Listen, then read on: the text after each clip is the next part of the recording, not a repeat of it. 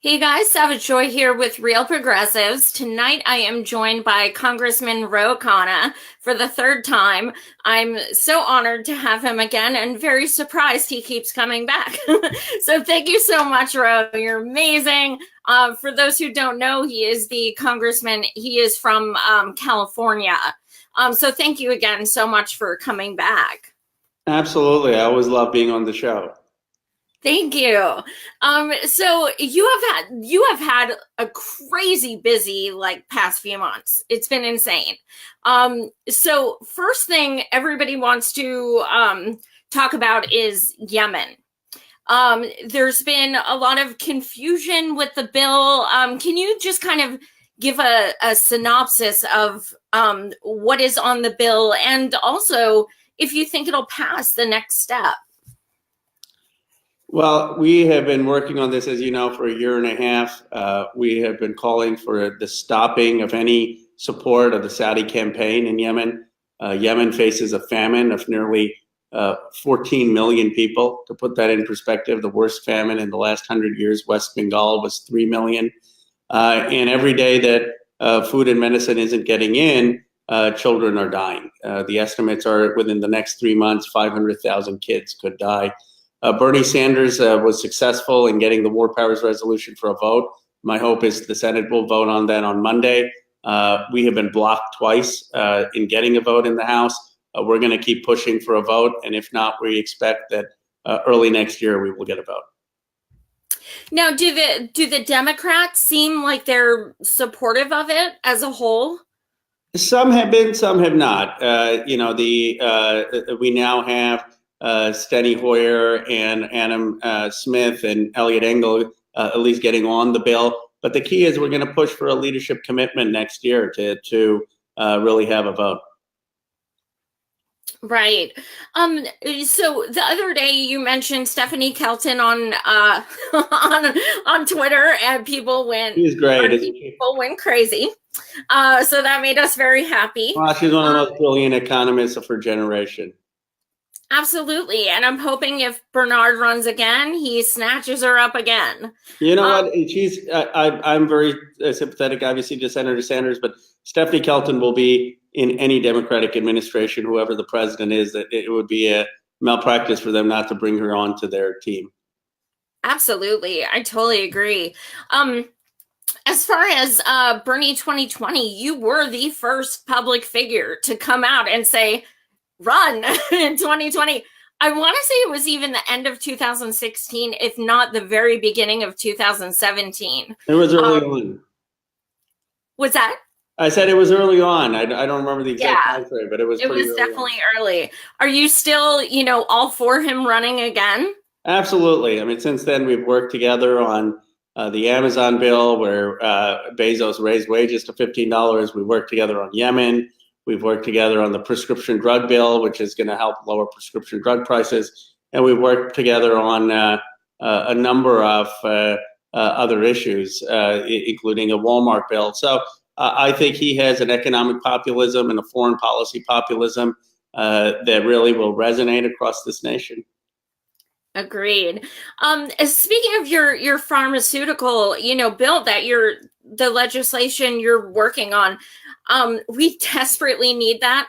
The last time Bernard proposed it, there were actually many Democrats who voted against it. What is different about this one that you guys are going to be proposing? And do you think it's going to be more suitable to pass this time?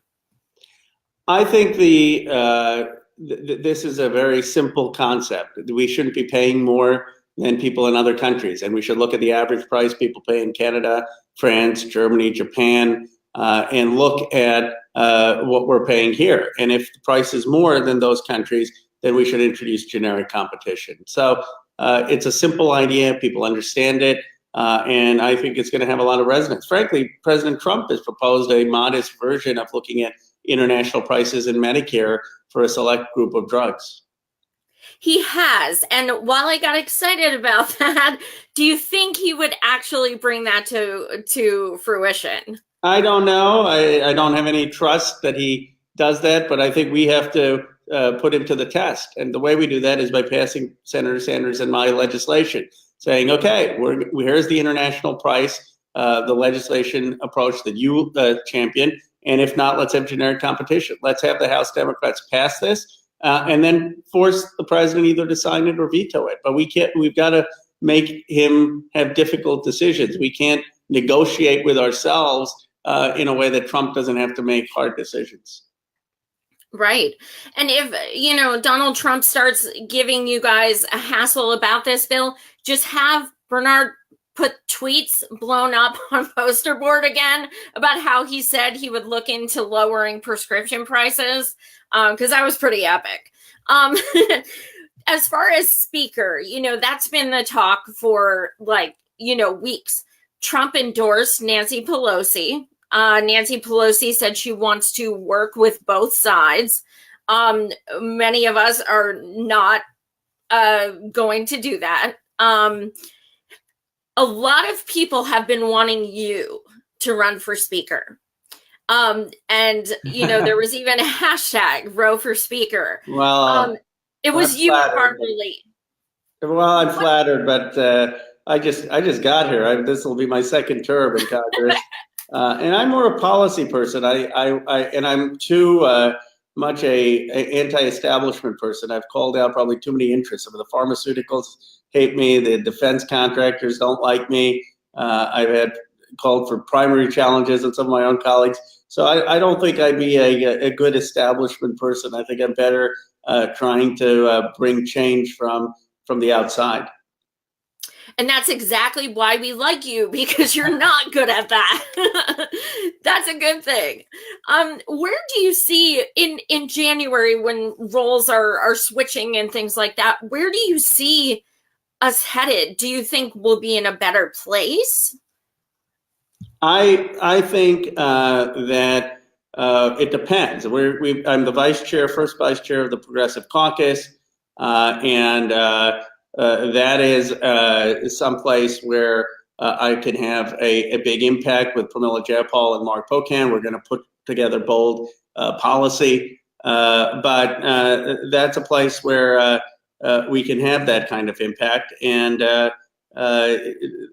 we need to make sure we hold the leadership accountable.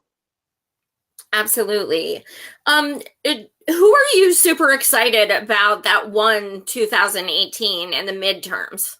I like the squad. I like the, Rashida and Alexandria and Ilhan and Ayanna Pressley. They're having a huge impact with the Green New Deal. They're having a huge impact with some of this terrific advocacy for Medicare for All, from challenging the system. I was seeing Rashida's tweet today saying, why do you have the Goldman Sachs CEO at orientation and no labor leaders? So they're shaking things up, and I love their energy. And don't you think there's something to that they've never, run for office before, and here you go, and they're already making waves? I do. I do. I think that is a very exciting prospect because they are unencumbered by political calculation. They're speaking their hearts and minds. They represent districts that are very, very important. And I'm very, very supportive of what the energy and the attitude and conviction-based politics that they're bringing to Washington. Absolutely. An ally, Ida, she wants to know what particular things in the Green New Deal are you very supportive of that you're looking forward to passing? Well, we need to have policies that are going to create clean technology jobs. Let me give you one example. The electric vehicles. I mean, it's absurd that the Trump administration is talking about taking away the tax credits for electric vehicle production. We need to be expanding those credits so that you don't just have a cap at 200,000 cars, especially with lithium ion battery prices going down. There's a huge opportunity to expand clean technology. Second, we need to have massive investments in retrofitting, to retrofit buildings. That's something that could create a lot of jobs. Third, we could have massive investments in creating the smart grid and making sure that we're expanding the smart grid. So there are a lot of projects that can help create jobs in communities left behind, and also help us achieve the renewable energy future we need. Absolutely. As far as California, it seems like pretty much all of the candidates that I digress a little, but I ended up interviewing 100 candidates for the 2018 primaries. So I learned a lot about, different states and what goes on. And California candidates all had two main concerns, it seemed. Number one, the housing costs, and number two, the for-profit prisons. So do you see anything really with either or both, anything in the future which could help those things? Well, we need to ban for-profit prisons. I mean, this is crazy that we have these in the 21st century. Nathaniel Hawthorne, one of my favorite authors in Scarlet Letter, said that Americans can have a persecuting spirit, and this is part of sort of our puritanical founding. But we've got to overcome that in the 21st century, and there's no reason to have private prisons where people are profiting off of mass incarceration. And secondly, on housing, we need more affordable housing. I mean, we need a HUD that will give grants to cities for infrastructure and the building of affordable housing that has some reasonable rent for teachers and nurses and firefighters. And what you have to realize in my district, the housing is not an issue just for people who are making $15 minimum wage. The housing is an issue for basic nurses and teachers and machinists who can't compete with those working at Google or Facebook to buy a place or rent a place. Absolutely. Something that a lot of people are asking about as well as the mainstream media. One of the biggest critiques Pelosi is getting is this whole pay-go thing. I think it's terrible. Yes, Absolutely I know. Terrible. So how are we going to accomplish Medicare for All, Green New Deal? How can we do that when she's already been endorsed and we don't have any leverage? Well, no, we're going to fight tooth and nail, and she needs the Progressive Caucus 90 votes to be able to do anything. We're going to fight tooth and nail to make sure that we don't have pay-go, because pay-go is basically negotiating with ourselves. The Republicans never had to justify how they were going to pay for their tax policies. What they did is they had a provision in the bill saying that they waive pay-go. They didn't have to have a pay-for. So why should we, for progressive policies, be required to have a pay-for when Republicans don't require pay-fors for tax cuts for the rich? It makes absolutely no sense. So then some of these, they argue that, we need to do it because otherwise the Senate or Trump will have pay-fors that we won't like. Well, if that's the case, we should pass our ideal version. And then when the Senate and Trump comes back saying, no, to pay for this, you need to cut food stamps, we should then say, no, we can pay for it based on the law by raising taxes on corporations. But we shouldn't do that in negotiating with ourselves before the bill even gets out of the House. So it's terrible, terrible policy. It is. And I personally don't know anyone who supports it except Pelosi. It's the moderate Democrats who are, so concerned about deficit politics. But what they don't realize is people win in American politics based on strength. They win based on passion and conviction. And we need to make the case that if we want to win in the 21st century, if we want to compete China, we need to have healthcare for all. We need to invest in our education. We need to invest in our infrastructure. We need to invest in creating good jobs in communities left behind. And what we don't need is an obsession of austerity politics with deficits or massive tax cuts to the very wealthy. What's going to build America is the investment in the human capital across communities, and that's going to lead to economic growth. The problem is some Democrats are scared of their own shadow. They're unwilling to make the economic argument. Maybe they don't understand the economic argument for trickle-up economics as opposed to trickle-down economics, but they're reading from the Republican script, and that's not going to be a very compelling vision for the party. Right. And just to clarify what I said before, I don't hate Republicans. I don't consider them enemies. But the way people interpreted what Pelosi said was that we need to work with them, which to many of us implies, we're going to have to say we're compromising with racist and things like that. And Trump endorsed her. He wouldn't endorse a Democrat unless he trusted she would be helping him out somehow. So as we the people, how should we? It makes us feel quite defeated, to be honest with you. So how should we? What can we look to? What do you, besides just getting her to reconsider PAYGO? What can you tell us to encourage us that that hopefully things are going to start looking up come January? Well, you got a great freshman class of a lot of the new freshman members. The Progressive Caucus is going to be a big force, and hopefully we'll have a new progressive president who will push things in a more progressive direction. But look, she's an incremental progressive. We need bolder progressive leadership, but I'd rather have an incremental progressive rather than someone like Paul Ryan, who's blocking votes on Yemen. We should take heart that progress is being made, but we need to have much bolder progress. I do think as we elect more progressives to the House, people like Ayanna Pressley and Alexandria Ocasio-Cortez, and as we have a progressive president, then we will have true progressive leadership emerge. Right now, a true progressive couldn't get the votes in the caucus. What policies has Pelosi done that you consider progressive? What has she supported? Well, I think she was opposed to Obama's escalation of troops in Afghanistan. She was opposed to the war in Iraq. To me, those were two critical decisions where she was on the right side of history. She's been skeptical of military interventionism and increasing her troops.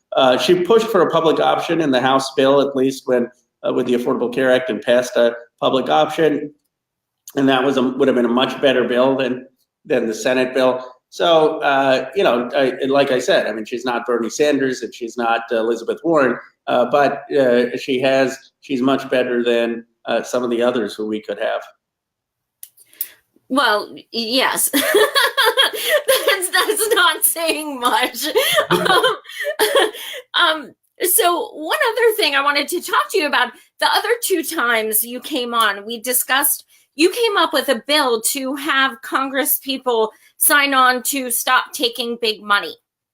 At that point, there were only 6 who had signed.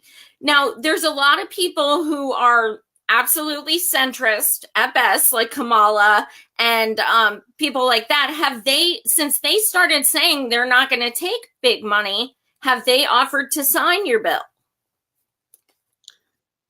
They are saying my bill says you can't take any PAC money or any lobbyist money, period. And some of these folks have taken a pledge, an admirable pledge, not to take any corporate PAC money, but they still want to take PAC money from liberal or progressive advocacy groups. My view is we ought to get all of the PAC money out and only take money from individuals, not from organizations. Even if I love the Sierra Club, I love Planned Parenthood, I was on the board of Planned Parenthood, but my view is let's just have individuals fund campaigns, neither corporate PACs nor advocacy groups, because I think otherwise it's a fuzzy line, and you'll have some people say, well, they take money from their favorite organizations, but this is not really reform.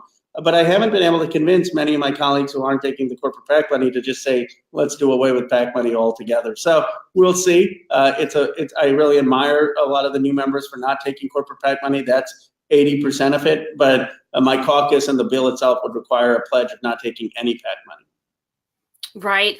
I'm hoping since there's going to be like a bajillion candidates running in 2020, we can use that as some leverage and say, you know what, you got to sign Ro's bill or, so that is amazing. You did that. I appreciate it. So many other progressives appreciate it. What is your message to us? I apologize, guys. Ro is super busy because he's kind of a congressman. So I'll come more often. But I've got have meetings later today, and I've got to talk to some folks. No, I appreciate it. Even if it's 20 minutes, I don't care. I appreciate it. What is your closing words to us for those who are feeling defeated and just kind of getting overwhelmed with all of the 2020 things like that? What do you say to us to kind of bridge the divide so we can start focusing on platforms more? I'd say what matters the most as we start to think about who to support in 2020 is not personality, is not charisma, is not a person's ability to give a great speech. What matters, in my view, is a person's record. Where have they stood on Medicare for All? Where have they stood on the TPP and trade? Where have they stood on Wall Street and Wall Street regulation? Where have they stood when it comes to infrastructure and really expanding infrastructure? Where do they stand on the Green New Deal?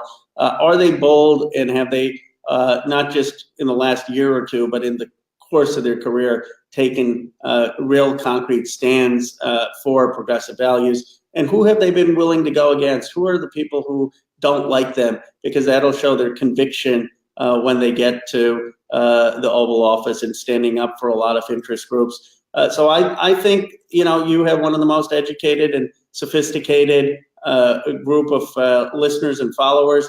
And I know they'll do their scrutiny and their due diligence. Our country needs a president at this point of substance. We need a president who really is going to change the rules of a market economy that isn't rewarding work and is going to have an economic and foreign policy populism. And this just may be me, but I don't really care about whether I can go out to have a beer with them, or whether they're funny, or whether they're clever. I care about whether they have the right interest for our nation. It's a serious time, and it calls for serious leadership. Absolutely. I don't care if somebody skateboards or if they were in a band, but that's just me. But anyway, I digress. Thank you so much, Ro. You have our backs, and you're one of the truly for progressives. You and Bernard are the ones we look to because that's very kind. Senator Sanders has 40 years of advocacy. I'm starting out, but we all are doing our part, and I really appreciate everything that you have been doing. Absolutely. Thank you so much. Thank you guys for watching. Tomorrow night I have Peter Douche. Monday I have a woman who's an election fraud analyst. She's going to be meeting with me. And then Thursday I have Graham Elwood. So thank you again so much, Ro. Thank you. Take care. Best of luck with everything, and let's hopefully get those bills passed. Thanks so much. Absolutely. Take care. Well, I just said Peter Douche when Ro Khanna was here. So that wasn't awkward. So what do you guys think? I think I'm going to say that he was pretty much talking about Beto. That's what it seemed like. Because he pretty much described him to a T. He won't say the words Medicare for all. He voted to deregulate the banks. He voted Republican many times. Things like that. So I'm actually kind of glad I got some digs in there.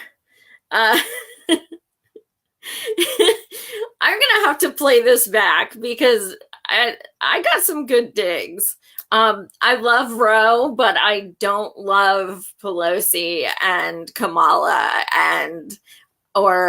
he's real dreamy, kind of. You know what? I give Beto credit for two things. Number one, he said fuck, which made me really happy. And number two, he said when Obama didn't endorse him, he goes, well, I don't know that we want Obama's endorsement.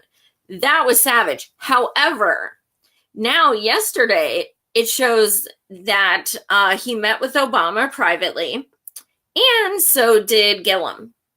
So what do you guys think about that? What are your thoughts? I'm naively going to hope that Obama talked to them and said, like, what he did with Hillary, and that, you know, to Gillum and Beto, don't run because we want Biden. And if Biden doesn't get it this time, he's not going to run. So bow out now, and I'll give you the endorsement in 4 to 8 years. To me, that's what I'm going to tell myself went on. I don't know. All I know is that freaking January is going to be like a clown car of just like people just coming out of the woodwork saying they're going to run. I was looking at a list of people who have announced they're thinking of running. I swear to you, I didn't know half of those names. I have no idea who half of them are. And I've interviewed 100 candidates. So that should give you an idea that, like, I don't, they're not really known. So I'm not sure what kind of, what kind of policies and what kind of waves they're making. Bernie or bust, you're damn right, Kenneth. I'm not playing. If people don't want Trump, go with the guy who could whip his ass. Bernie's gonna run. I can feel it in my heart. Donna, he will not announce until January, per First Lady Jane. He won't announce till January. I hope he doesn't announce till at least one other person does. The person who announces first is just really bashed and usually doesn't win. So I'm hoping he doesn't first, because, oh my God, the shills are out. Absolutely out. The other thing I noticed when I got the Move On email today that was asking who, giving the list of who said they might run. The other thing I noticed was that it said things you look for in a candidate. Number 1, a woman. Number 2, like a woman of color or something like that. So the first 2 options are identity politics. What? How about the first option be policy? How about is, maybe doesn't take money from corporations? How about wants Medicare for all? The first 2 options are identity politics. This is what I fear. I fear, Stanley, I think Harambe is going to, he's on it. And you know what? I am all for looking at his, gravestone instead of somebody like Joe Biden. I'm all for it. Michelle Renee said, I like my oppressors presenting female now. You know what? Good point. Absolutely. I'm going to pull a Susan Sarandon and say I don't vote with my vagina. So yes, I mean, you have Kamala who, yes, identity politics, wet dream. However, what about her getting off Mnuchin? What about her doing, causing horrible pain to people of color? These things are basically neolibs freak out if you give them facts, not even opinions, facts. Dave Sirota, who I pretty much worship, was pointing stuff out about Beto. Facts. Oh man, he just got ripped a new one. And that happens to me too. Booker, I know, Mark. After I said it, I was like, that's what she said. Booker is, oh my God. I don't know if you guys saw, but Booker actually, it turns out, he was all sanctimonious coming out, like you can't use tear gas on families, that's so messed up, and their children. Well, he actually takes donations from the company who use the tear gas, who creates the tear gas. He has that money. If he were so outraged, perhaps he should give it back. Furthermore, He's one of the people who voted against Bernard's uh, prescription plan to lower prices. Booker voted against it because obviously. Tara, are you serious? We need Beto on the ticket? Or are you being facetious? I hope you're being facetious, but yeah, Ida, Nira, Nira and Sirota are freaking at it, and it is beautiful. I really, really, really, really want to ask Nira to come on my show and debate me because I'll verbally cut a bitch and it'll be freaking amazing. Not that she has any idea who I am or does she care enough to come, but it would be pretty badass. Stanley, I don't know if you saw, but I had Tim Canova on last night for the third time. It was an exclusive for anyone who didn't see it. It was Tim's first interview since he filed his new lawsuit and since what the hell's her name? Brenda Snipes got fired. So I'm honored that he chose to come and share everything with me. It was a really great interview. He shared so much and put so much into perspective. A lot of people think that he's trying for a recount, and he's not. He wants a revote. And he has more and more proof. He's working with statisticians and lawyers, and like it's bananas. So definitely, tune in to see that if you haven't seen it. Tara, okay, why would you want Beto? Why? Because he took big money, because he didn't sign HR 76, because he endorsed Hillary last time around, because he's voted straight Republican and neolib. Yeah, actually, Bernie kind of never took a dollar from big oil, so no, they're not. No, nice try. Give me a reason besides he's cute and dreamy and being treated like a deity because he just came out of nowhere, even though he didn't do shit for progressives from the entire 6 years he's been in office. Did you know who he is until now?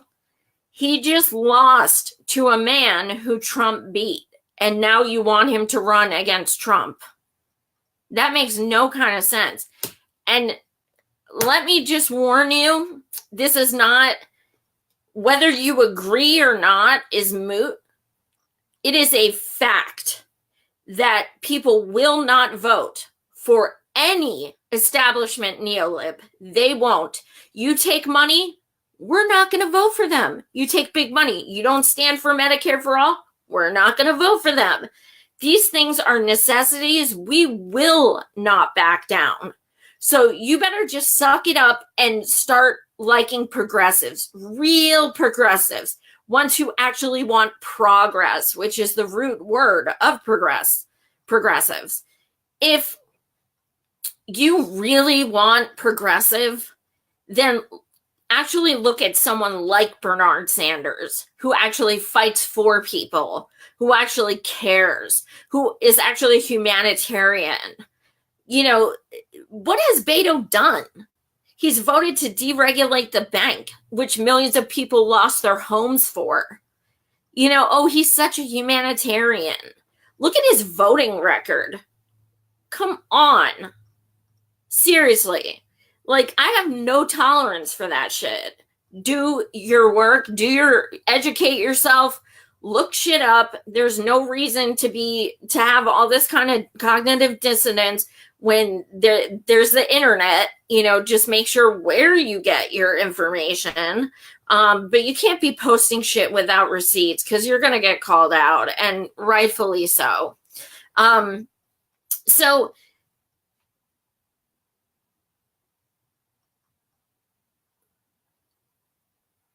Tara, I don't know, but this whole either or shit is ridiculous.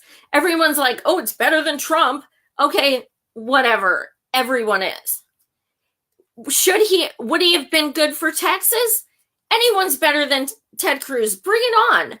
That does not mean he's good as president. That has nothing to do with it. Oh my God. You're hilarious, Tara. Maybe you should look at his record. He marched with Martin Luther King. He was arrested while protesting for people of color, while chained to a Black woman. Maybe you should educate yourself for this, because he's been an activist for 40 years, whereas Beto has been voting Republican for 6. So, I know, you're killing me. And that is the reason why I fear Trump will win again.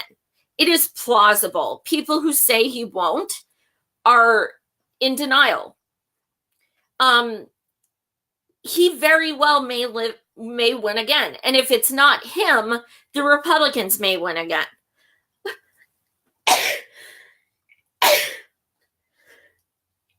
Excuse me, I'm allergic to bullshit. But as far as presidency, though, you're talking about someone who just ran for a smaller position. That has nothing to do with president. Nothing. No Kamala, no Booker, no Biden. Hey, maybe you are. I'm just talking about, you obviously don't know Beto's record. If you do, that means you're okay with him not signing Medicare for all and shit like that. Either way, you're not informed about it, or you're okay with it. Either way, it's not all right. I don't want sick people in the streets. You don't support that, you don't get my vote. It's that easy. Dude, I don't know why I bother, because some people you're not going to talk sense into. That's her opinion. She can vote for whoever she wants. I'm going to tell her, though, he's going to lose. I mean, why would we, Ted Cruz is hated. Absolutely hated.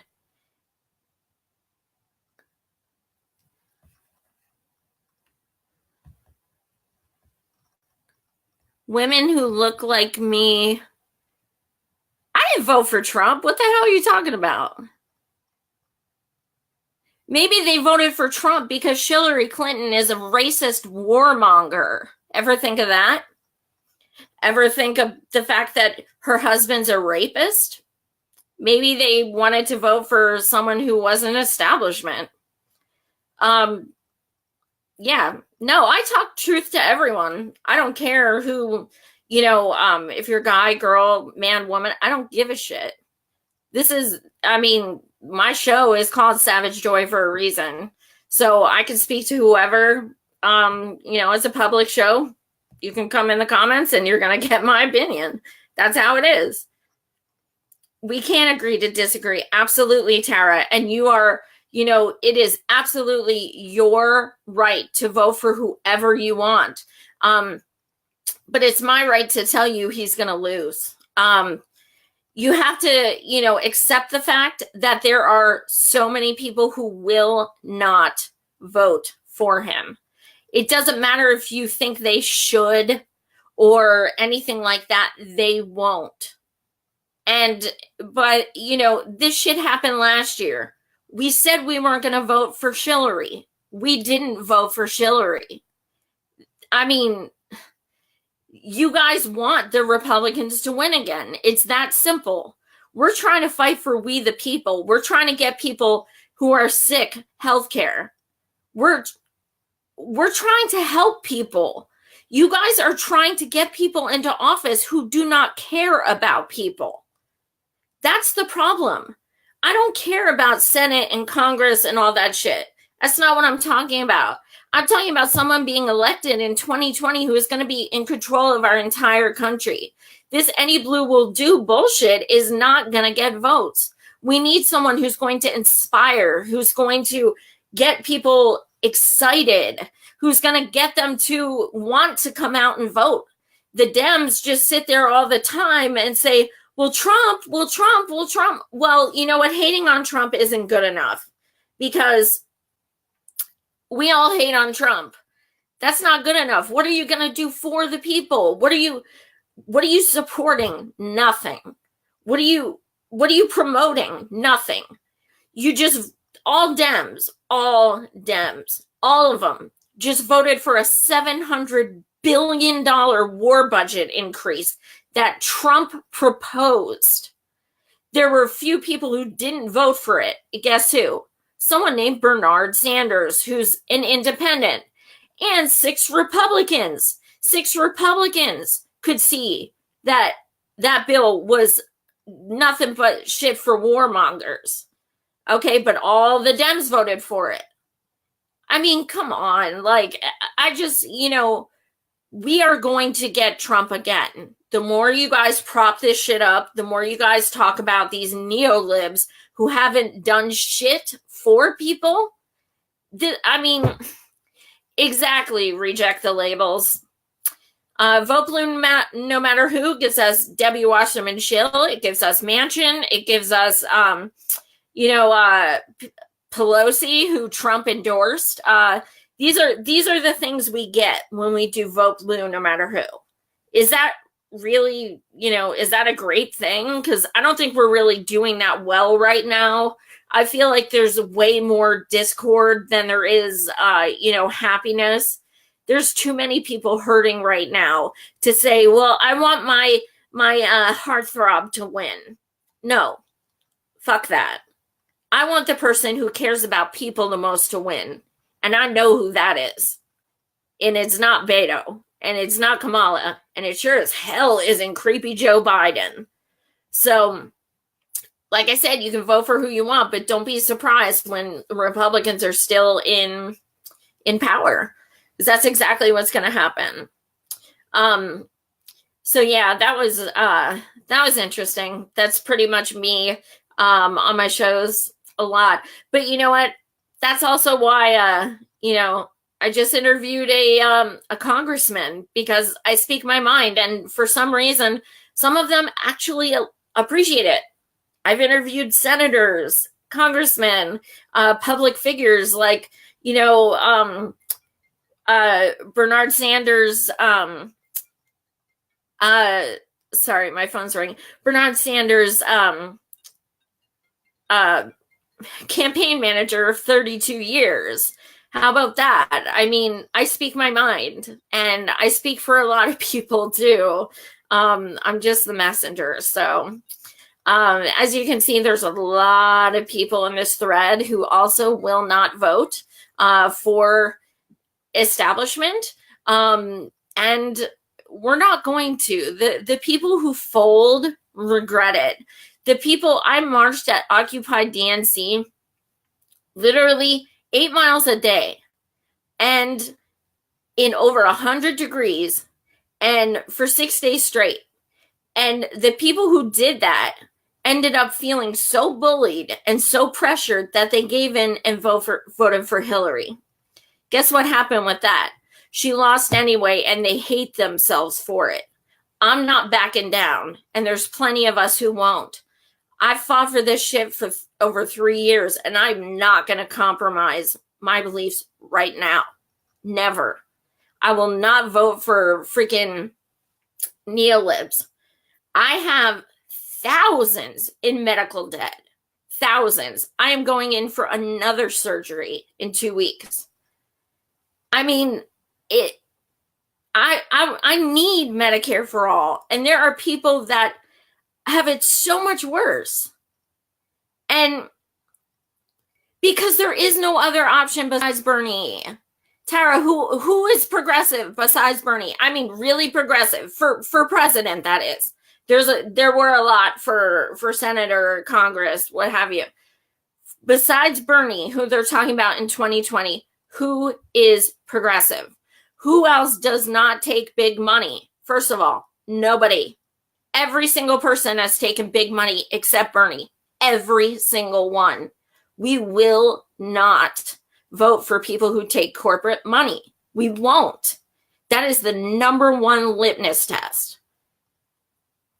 That is the root of why we do not have Medicare for all, why we do not have people in apartments, why they're laying on the ground, instead of in a house. That is why we have these things, because of money in politics. You take the money out of politics, people get their prescriptions.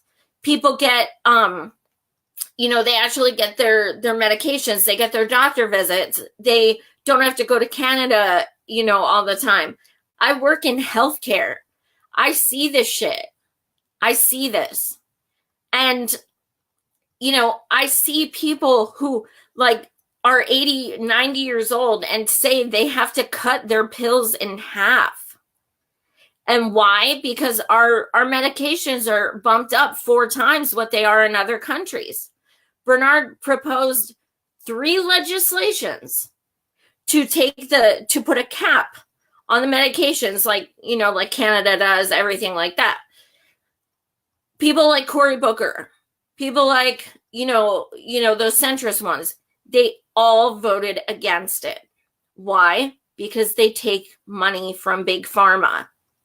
Take that out, they have no incentive to vote against it. We can have that. This is about so much more than us. This is about us not wanting to see people hurting anymore. It just comes to a point when we have to actually start caring. There's a reason why Bernard is still kicking ass at 77 and still, he could have retired 20 years ago or whatever, and he's still kicking. And that's because he cares. He actually cares about the people. He never sits down. He works his ass off for the whole country. The Vermont has, yeah,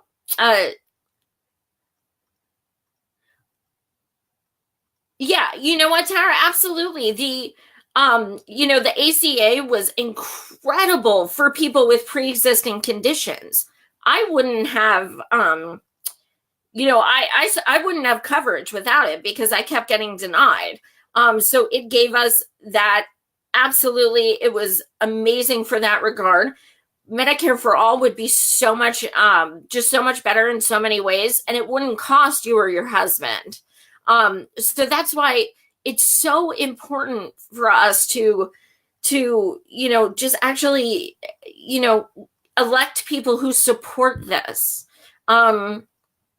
It's just like people are dying, and anyone with empathy can't stand watching that anymore. It's too hard. It's too difficult to watch people in pain. There's not when there's options who are ready to fight for us. We can't keep saying, well, they're more progressive than. It's not a sliding scale. You're progressive or you're not. You support things for we the people, or you support the corporations. It's so cut and dry. The more we are complacent and the more we enable these people to, not just run, but anyone can run, but support them and, donate to them and say we'll vote for them, the more they're going to keep doing this to us. And at the very least, even if you say, I'm going to vote for Beto, I'm going to vote for him, that's fine. That's your choice. But I beg of you that if he runs and that if you say you're going to vote for him, that you implore him to start supporting Medicare for all and doing these things, because he's not going to have a chance otherwise. So if you guys want these people to win, you're going to have to work your hardest to get them to adopt progressive policies. And I'm not saying they're going to win that way, because a lot of people won't vote for them regardless because they'll think it's platitudes because they've never stood for it before. But my point is, if you want them to even have a chance, you need to have them actually, supporting these populist progressive ideals. You have to, or they have no chance. And it's going to be 2016 all over again. And it's going to be whining and bitching that we didn't vote for the neo-lib that people were propping up. And we're just going to keep, it's going to be cyclical just for decades. So exactly, we enable them. You're totally right. Thank you, Tara. I definitely appreciate that. And like I said, I just want, I do not care who people vote for. I would never vote shame anyone ever. I never have. But I do care that when people run, you know, we the people have the leverage. We have the leverage to say, hey, if you want our vote, how about you add this to your, you know, your platform, or how about you, you know, can you speak about such and such? We have that leverage. So we can't just blindly say, you know, people are going to vote for, exactly, Mark, progressive vote for issues. And that's something, you know, I've been seeing so much lately. When I, you know, out of interviewing 100 candidates, I agree. I agree, Tara. I agree. Absolutely. And the I think what it's going to come down to is for us to absolutely, you know, just agree that we don't want to see people hurting anymore. And we are, I mean, I'll be 40 in a few months, and this, I've never seen something so depressing as the way people are being affected right now. Suicide, all-time high, depression, all-time high. People are in a really bad place, a really bad place. And I think that although a lot of people who vote for people like Beto care about people, I don't doubt that. I think we just need a better strategy to actually win and actually you know, have campaigns of substance, show voting records, you know, not take corporate money, vote for Medicare for all, things like that. I'm not sure what you mean, Monica. What do you mean by BDS? I agree, Ida. And you know what? I'm terrified. Like, I'm legit terrified.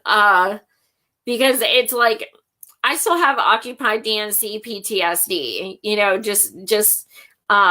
you know, it's just like I feel like I'm gonna go through that all over again. And it's like we need to actually find some kind of common ground with a real progressive agenda. Yeah, that's the thing, Kenneth. I don't think, oh, right, gotcha, Monica. Um, the I don't think people who don't vote for progressives are bad people necessarily. You know, it's just I want them to like understand that like we have to pick someone who's going to win, and people aren't going to vote for people who do not represent the people. They're just not. I won't, and countless others won't either. Social media is a very interesting creature because it's you know, amazing, where you can meet so many amazing people who you love, but then you can also see things which just totally discourage you and make you feel defeated. So it's an interesting animal. But yeah, I mean, it's difficult. I think, you know, I think there's probably going to, my bet for candidates in 2020 on the Democratic side is going to be 15. That's the number. That's the number I'm going with. It's probably going to be more. And it's our job to focus on making them go more left. It's our job to do that. We have a responsibility. Endorsing someone before you use your leverage, I used to get that a lot. When I would interview candidates, and I would talk about Gillum and how he was ahead in the polls. He could have crushed it. He could have won so easily, but he kept walking back Medicare for all. Then he started taking thousands of dollars from big donors, which he said he'd never do.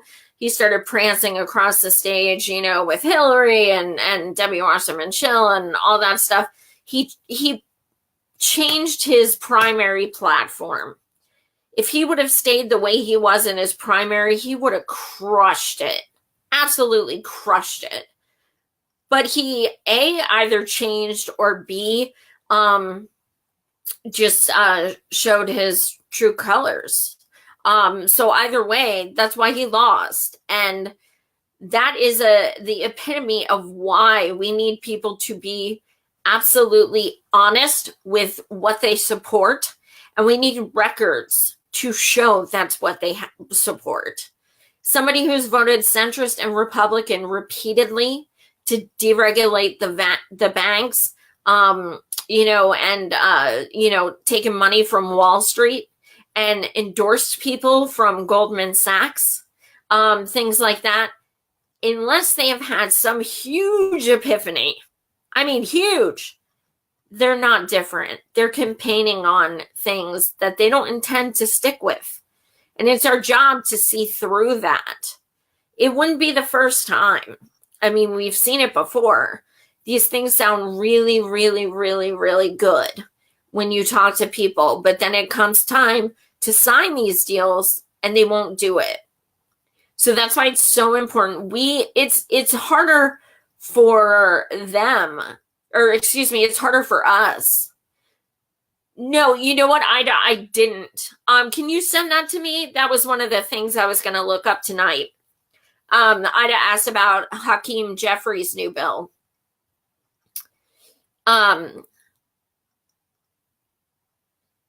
Absolutely. I absolutely agree. It's only gonna get more chaotic, unfortunately. It's gonna be, I don't know. It's gonna be just crazy. Love you too. Thank you for watching. Oh man, I went off on a tangent. I think it was because I had to hold in a lot of my savagery when I endorsed Congressman Khanna. So now I'm like, oh, it's all coming out. And I had to say Peter Douche in front of a congressman, which was interesting. So anyway, so tomorrow night, Peter Douche. And Monday, I have an election fraud analyst who is working with Tim Canova to kind of, analyze things that yes, I know, Rob. Rob, you are so right. A lot of the neolibs are begging we don't look at these voting records. You are so right. So right. It's kind of like when everybody was begging me to ask Stacey Abrams on, and I said no, and it was because she took $73,000 from Soros. No, I'm not having her on. She also had a huge donations from Hillary. No, that's not the kind of people I have on. While I think she started becoming more progressive, if it were genuine, while I think she started becoming more progressive, I would have liked to have her on. But as far as those, I had litmus tests for my show, and she didn't pass them. So I'm very glad with the people I chose. Love you too. So yeah, let's chip in and run billboards. That would be awesome. That would be so rad. What Savage Joy 2020? Yes, I just ordered Douche's book, and he asks what you wanted to say, and I said, oh my god, I'll put a picture when I get it. It's too funny. So you guys, thank you so much for tuning in. I also have I interrupted myself, so I have the Peter Douche tomorrow, Monday the election integrity lawyer, and next Thursday I have Graham Elwood, who's a comedian. I had Ron Placone on 3 times, and he tours with him. So I like that I've been having political comedians on lately because it kind of breaks it up. But anyway, please share at least the Ro section, but because I think that I think he does have a good heart, and I think that he's working on a lot of legislation with Bernard, and he has he's put some really good things forward. So absolutely share that. Also, thank you so much. You guys are amazing. You guys are why I do this shit. Love you too. So this kind of went off on a tangent way more than I thought it would. But thank you guys for tolerating me. Love you guys, and I'll hopefully see you tomorrow.